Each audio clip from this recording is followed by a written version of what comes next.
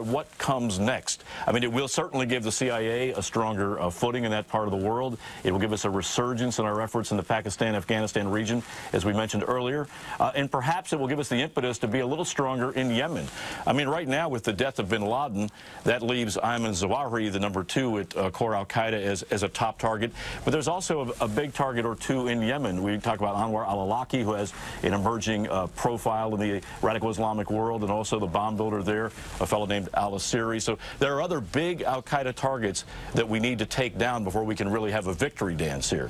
But this is important, and I don't think there's any way to overstate the importance of taking out the spiritual head of the movement. This is the guy who, with a cadre of others, formed al-Qaeda, called the Base, and launched this international jihad against the U.S. and Western interests. And to take the head off the snake, as people have said in the past, is a big, big moment. And I think for a while, at least, the Obama administration will ride high on that. Bob Orr and Lara Logan in our Washington Bureau will be back to you in just a moment. I want to remind folks at home that you're watching CBS News live coverage, a special report. We're expecting to hear from President Obama in just a few moments. CBS News has confirmed that Osama Bin Laden has been killed. His body is in U.S. hands. Mr. Obama was scheduled to speak to the American people about 50 minutes ago at 10:30 Eastern Time. That's obviously been slid back. We're waiting to hear from the president. Hope to do that at any moment. We want to go back to the White House now, and our chief White House correspondent, Chip Reed. Chip, I understand you have some new information. Russ, we do have some new information. We are told that by an aide to Majority Leader Eric Cantor, the House Republican leader, that Vice President Biden called Cantor just over an hour ago to inform him that Osama bin Laden had been killed. He said that Osama bin Laden had been killed in Pakistan, as we have previously reported. He also told Cantor that there were meetings in the White House on this as early as this morning. So this is not something that happened in the last few minutes or the last few hours. Meetings in the Situation Room here in the White House this morning. So it is something that has been discussed here at the White House for quite some time. And I should add that the president played 9 holes of golf today, not the usual 18. Maybe surprising that he golfed at all, but maybe that's why he only played 9 holes, Russ. I see. Chip Reed at the White House, thank you for that new information. We'll get back to you in just a bit. Jerry Van Dyke is a CBS News consultant. He joins me now here at CBS News headquarters. You were held captive by the Taliban in Afghanistan for 45 days. Give me an idea of what this night means to you. This is an extraordinary night, especially when I think of the fact that Osama bin Laden is now dead. The Taliban who captured me, my jailer, said to me that you will never find Osama bin Laden along the border, that he is being kept by an institution far away from the border. Where I was captured was exactly along the border, a bit north where I think where Osama bin Laden was, where he was killed. I was in Momanda Agency. The entire tribal area, when you think of that area, think of California, Nevada, a bit like New Mexico. The CIA has said that it is, even in the Bush administration, that it's one of the toughest areas in the world in which to hike. It's it's a wilderness area practically. That's not really true.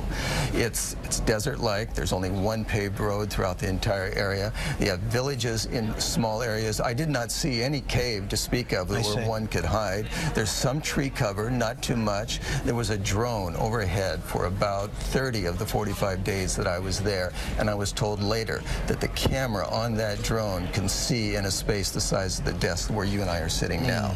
So these drones are very, very sophisticated. To this day, I don't know to what degree that drone was looking for me or for the Taliban that had captured me. I see. And they're all across that area. So we've heard that this is how they captured bin Laden. Jerry, did you think that Osama bin Laden would ever be captured? No. No. I did not. Because when you think of Waziristan, it's about the size of New Jersey.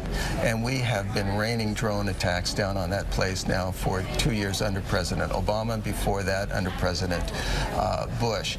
Every single Taliban that I talked to, people who had me, as well as every single tribal leader, every single common person along the border, and the Pashtuns, they live on both sides of the border, said that Osama bin Laden is too big to hide, not just in stature, but our tribal code prevents us from ever giving up a guest. But someone like bin Laden, he is too big to hide. He is far away from the border. And don't forget, not one single al-Qaeda leader was ever killed or captured along the Afghan-Pakistani border. They were always in major cities, far away from this border region, which we've always told bin Laden was hiding in a cave. I never believed that for a minute. Jerry Van Dyke, stay with me here. We'll get back to you in just a just a few moments. I want to go back now to the Pentagon and our national security correspondent, David Martin. David, it's been about an hour since, about 45 minutes since we've been on the air. It's coming up on an hour since the president was originally scheduled to speak. What are you hearing from the Pentagon? Well, actually, we're hearing more right now from the Hill. Senator Susan Collins has put out a statement saying that she was informed tonight by the head of the National Counterterrorism Center that bin Laden was killed in a U.S. operation. She didn't say joint U.S.-Pakistani operation. She said a U.S. operation, which makes it sound like this was something that the U.S. did without permission or maybe even the knowledge of Pakistan. And if that's the case, it will cause considerable upset in the relationship. I had one person I had been checking with to see if they had heard anything about bin Laden was retired General Stanley McChrystal, who was once the U.S. commander in Afghanistan, but before that was the head of something called the Joint Special Operations Command, which is the command that was in charge of trying to hunt down bin Laden. And he sent me back an email which said, great news, and with a former comrade from the hunt for Osama bin Laden, really good to have this part over. And that, of course, is an important point, this part. The symbol of Al-Qaeda has been taken out of action, but this is going to have consequences that we cannot foresee. It may generate retaliation from his followers. It may demoralize his followers. We don't know. And so going forward, this, as McChrystal said, this is only a part of the war on terror. Thank you very much, David Martin at the Pentagon. Coming up on 11:30 Eastern Time, you're watching CBS News live coverage. We're having a special report right now. CBS News has confirmed that Osama bin Laden has been killed and his body is in U.S. hands. I'm going to go back now to our Washington Bureau and consultant, our terrorism consultant, expert Juan Zarate. I posed this question to Bob Orr earlier as someone who's been in Washington for a while and was part of the hunt for bin Laden. Let me ask you, what do you think, how big a deal is this going to be in the nation's capital, to the folks at the State Department, to the folks on Capitol Hill? What do you think? Well, I think it's a huge deal, and I think the Obama administration should get credit for it, will take credit for it. But I think what it demonstrates is the continuity in our counterterrorism pressure on Al-Qaeda since 9/11. And I think there has been no respite in terms of going after bin Laden. I think credit goes to the intel community and to our special forces who've been after bin Laden and who've clearly got a hold of key intelligence, human intelligence and otherwise, that was able then to launch the operation that got him this weekend. So I think this is a remarkably important day here in Washington. I think people will see this as a closing of a chapter in the war on terror, but as others have mentioned, this will not be the end of the threat from terrorists in places like Yemen, North Africa, even elements of the Al-Qaeda core who remain in Pakistan. We'll have to see where Ayman al-Zawahiri, Al-Qaeda's #2, is. People like Ilyas Kashmiri, who's responsible for a number of the Western plots that we've been dealing with in recent years. And so there are still dedicated Al-Qaeda members out there who will no doubt continue the fight and seek perhaps some inspiration with the death of bin Laden. But this is a clear message that the United States will continue its pursuit relentlessly. I think it's good news because it starts to crumble Al-Qaeda from the top. And I think it's a great day for all of humanity, not just Americans. It is 11:30. An hour ago now, the president was originally scheduled to come out. Juan, let me ask you, earlier you gave us your theory as to why the president may be delaying his statement. Go ahead and give us that theory again. Well, I think the president has to keep in mind, and the White House clearly has this in mind, that they're trying to reach multiple audiences with a statement of this magnitude. Not only is the president going to be speaking to the American public, which is critical in terms of how he frames this event in the context of our commitment in Afghanistan, our concerns with what happens in Pakistan, commitments of troops around the world, but also he has to worry about how his message is heard around the world with friends and allies as well as our enemies. And I think one of the things he'll try to do in this message is clearly carve out a notion that this is the beginning of the end of al-Qaeda in a very serious way, and the fact that this demonstrates America's power and, frankly, the end of an era where this kind of inhumanity that was driven by bin Laden and his ideology should end. And so I think they're trying to craft a message that hits multiple audiences and that has an impact in the war itself, not just a political impact here at home. Juan Zarate, our terrorism expert, consultant in the Washington Bureau. We'll get back to you in just a moment. Throwing the ball around here as we wait for the President of the United States to come out and make a statement. CBS News has confirmed that Osama Bin Laden has been killed. The United States does have his body. The President was expected to speak about an hour ago now, waiting for him to come out. He'll be speaking right there in the East Room, hopefully very shortly.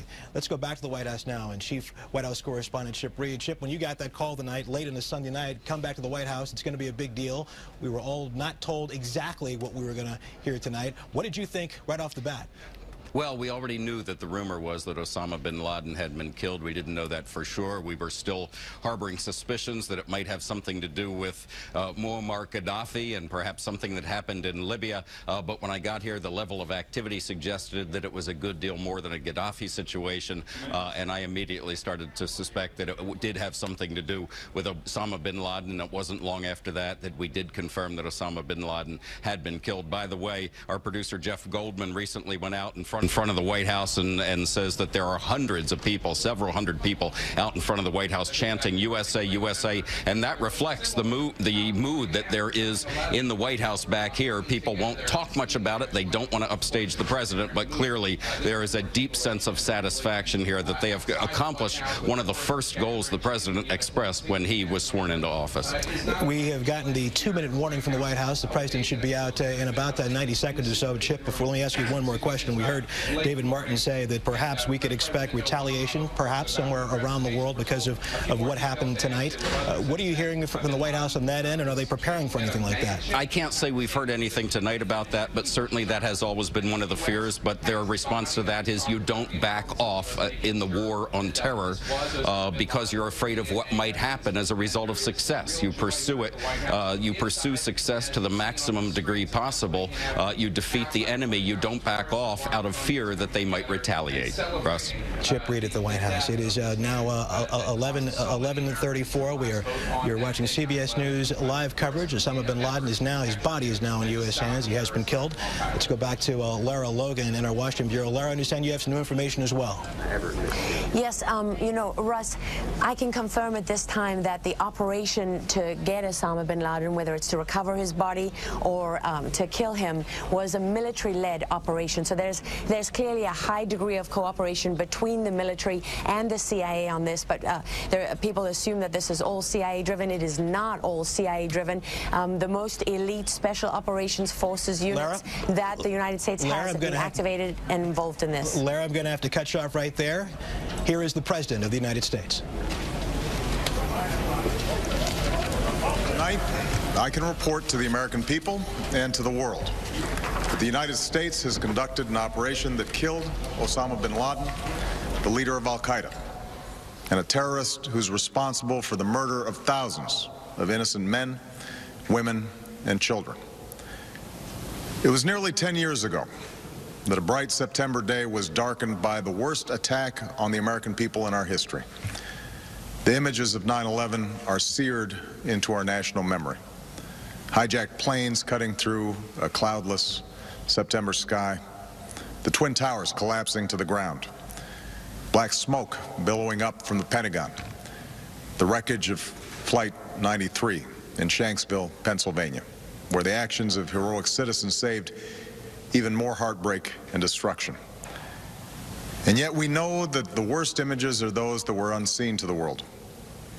The empty seat at the dinner table, children who were forced to grow up without their mother or their father, parents who would never know the feeling of their child's embrace, nearly 3,000 citizens taken from us, leaving a gaping hole in our hearts.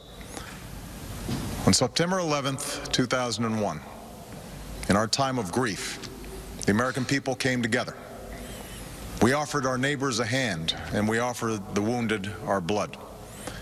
We reaffirmed our ties to each other and our love of community and country.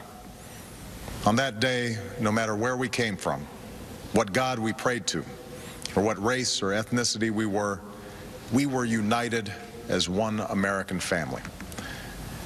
We were also united in our resolve to protect our nation and to bring those who